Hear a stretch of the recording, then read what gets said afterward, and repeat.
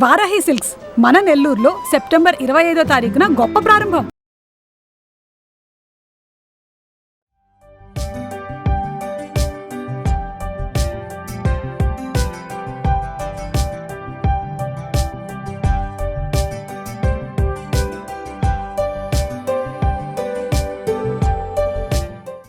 నమస్తే రమగారు. నమస్తే జయ. రమగారు, మనము దసరా స్పెషల్ నైవేద్యాలు చేస్తూ ఉన్నాం.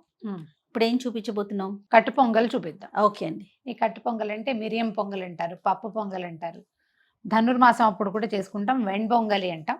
ఏదైనా సరే పులగం ప్రధానంగా ఏంటంటే అమ్మవారికి మనం నివేదన చేసేటప్పుడు అన్నంలో కొంచెం పెసరపప్పు వేసి ఒక చిటికెడు పసుపు ఉప్పు వేసి వండి అది నివేదన పెట్టినా మంచిదే. ప్రతిరోజు పులగం పెట్టవచ్చు.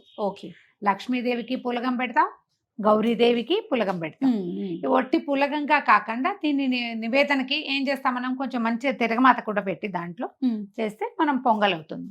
అది ఇది గట్టిగా కాకుండా కొంచెం వదులుగా ఉండేలాగా చేసుకుంటాము.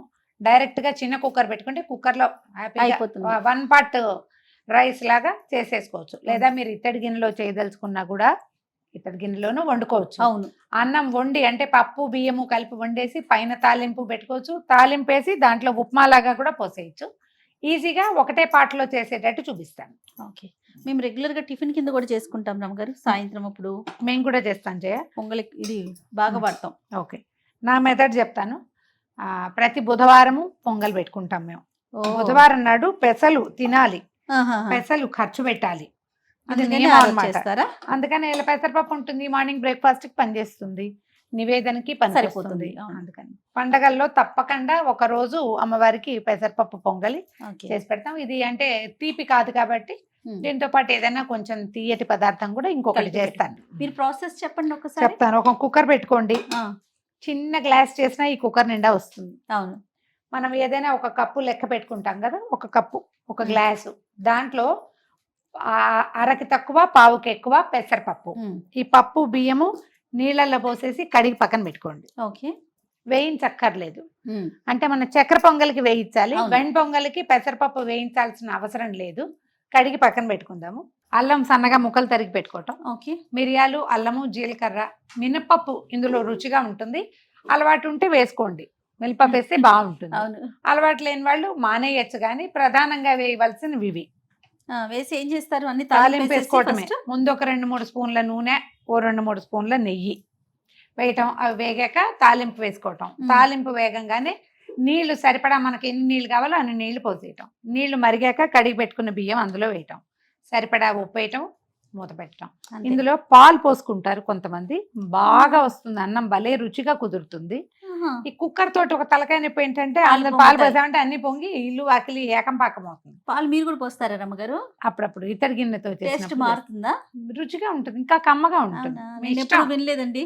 వస్తారు అంటే మనం ఉప్పేస్తాంగా విరిగిపోతుందని మీకు అనుమానం వస్తుంది. ఏమీ విరగదు, బ్రహ్మాండంగా ఉంటుంది. నూనె నెయ్యి వేసుకుంటే బాగుంటుంది.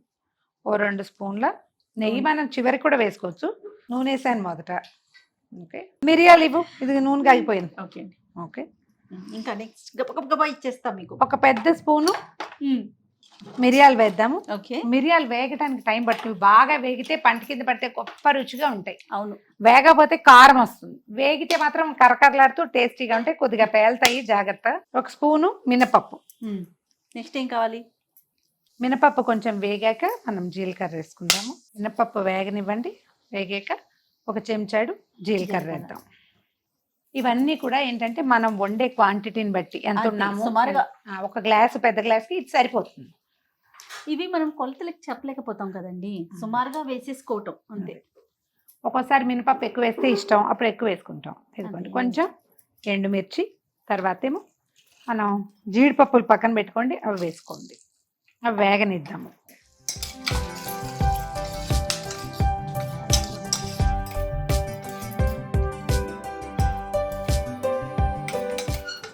ఇవి ఒక్క రవ్వ ముదురు వేపు వస్తేనే బాగుంటుంది. తర్వాత అల్లం సన్నగా ముక్కలు తరిగి పెట్టాం, ఇవి వేసేసుకుంటాం. ఇంగువ ఒక చిన్న స్పూన్ ఇంగు పడుతుంది. మొహమాట పడకుండా వేసేయండి. అల్లం ఇంగు దగ్గర అస్సలు మొహమాటం పనికిరాదు. తర్వాత శుభ్రంగా కడిగి పెట్టుకున్న కరివేపాకు. ఇప్పుడు నీళ్ళు ఇచ్చేదే, నీళ్ళు కొలిచి పెట్టుకోండి. మనం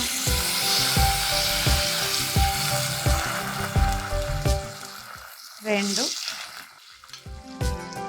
3, 4, 5,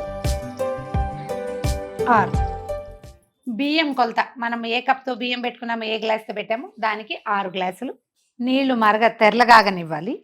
ఈ లోపల ఏం చేద్దామంటే సరిపడా ఉప్పు వేసి, తెరలేక కడిగి పెట్టుకున్న బియ్యము పెసరపప్పు ఇందులో వేయటము, 1 స్పూను నెయ్యి వేసి మూత పెట్టేయటమే. తెరులుతున్నాయి చూడు నీళ్ళు. ఒకవేళ ఈ పొంగలి మనకి గట్టిగా కావాలి అంటే గరిటతో ఇట్లా పెట్టుకునేదాకా లూజ్గా పనికిరాదు అనుకుంటే నీళ్లు తగ్గించుకుంటే సరిపోతుంది. అది మన బియ్యాన్ని బట్టి కూడా. మరీ పాత బియ్యం అనుకో నీళ్ళు ఎక్కువ పడతాయి. అవును.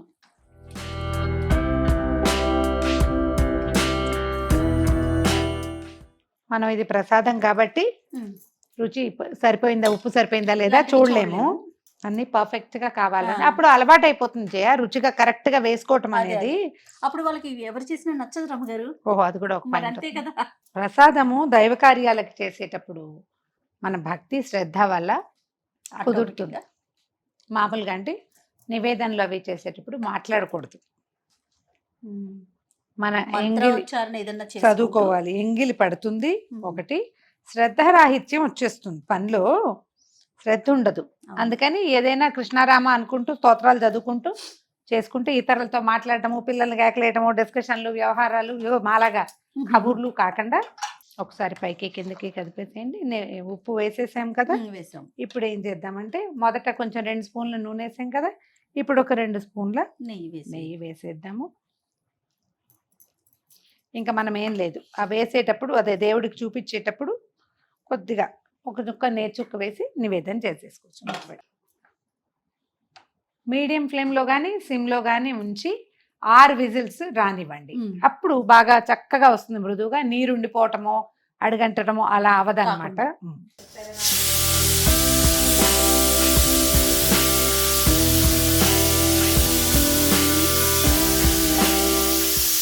కుక్కర్ చల్లారిపోయింది చూడు, ఇదిగో విజిల్ వచ్చేస్తుంది.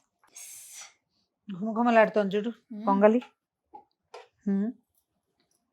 దీంట్లో ఇంకా మనం వేసేది ఏం లేదు. అవునండి. చక్కగా కాస్త నెయ్యేసి, అంత లూజ్గా ఏం లేదు జయ. చూసావా, బియ్యం పాత బియ్యం అవటం వల్ల నీళ్ళని ఎలా తాగేస్తుంది. అదే ఓ బౌల్లో పెట్టుకుందాము. దాని మీద చక్కగా నెయ్యేసి, ఒకవేళ ఇంకేం లేవనుకోండి, అంటే ఇదే చేసాము ఈ పూట నివేదన, దీని మీదే ఒక బెల్లం ముక్క పెట్టండి. పెట్టడం నీళ్ళు చల్లి అమ్మవారికి చూపించేసాను. పెట్టి బౌల్లో